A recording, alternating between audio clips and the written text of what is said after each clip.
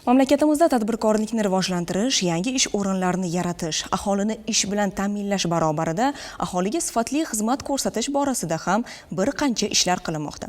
Jumladan, Toshkent viloyatining Olmaliq shahrida Olmaliq Isuzu Trans korxonasi tomonidan Xitoy Xalq Respublikasidan shaharlararo qatnovchi har tomonlama qulay avtobuslar keltirildi. Bundan bir necha yillar avval yo'lovchilarni tashish uchun mikroavtobuslar keltirilar edi. 30-40 kishini tashishga mo'ljallangan bunday avtobuslar tabiiyki aholiga u qadar qulay bo'lmagan. Zamon shiddati, texnika taraqqiyoti bugun bundanda qulay sharoitlarga ega transport vositalarida harakatlanish imkonini bermoqda. Ushbu imkoniyat bugun Olmaliq shahri aholisi uchun ham yaratildi. Gap shundaki, bu yerda har tomonlama mukammal transport vositasi aholiga xizmat ko'rsata boshladi. Bugungi kunda Toshkent viloyatida yo'lovchi tashish faoliyati bilan shug'ullanuvchi korxonalar tomonidan 400 dan ortiq yo'nalishlarda muntazam aholiga transport xizmati ko'rsatib kelinmoqda.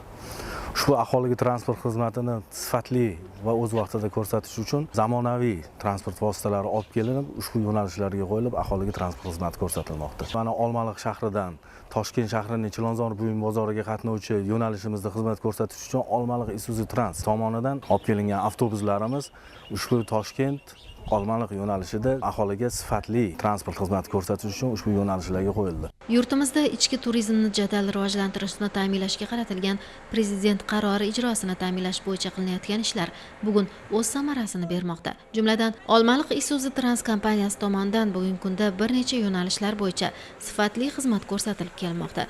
Aholiga qulaylik yaratish maqsadida endilikda 60 o'rindiqli avtobuslar Olmaliq Toshkent yo'nalishi bo'yicha har 20 daqiqada qatnaydigan bo'ldi.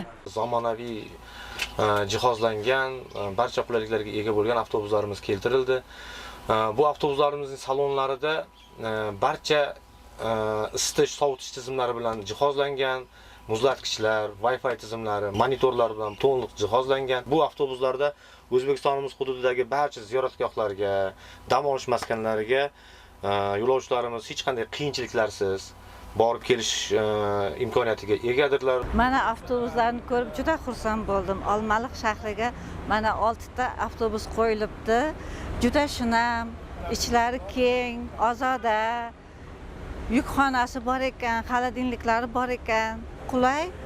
Ichlari juda ham chiroyli avtobus. Menga juda ham yoqdi. Olmaliq shoh bekatidan ayni vaqtda Olmaliq Toshkent, Olmaliq Angren va bir necha hududlarga qatnovlar amalga oshirilib, korxona tomonidan sifatli xizmat ko'rsatib kelmoqda. Ushbu sa'y-harakatlar yurtdoshlarimiz uzog'ini yaqin, og'irini yengil qilishdek ezgu maqsadlarga xizmat qilishi bilan ahamiyatli.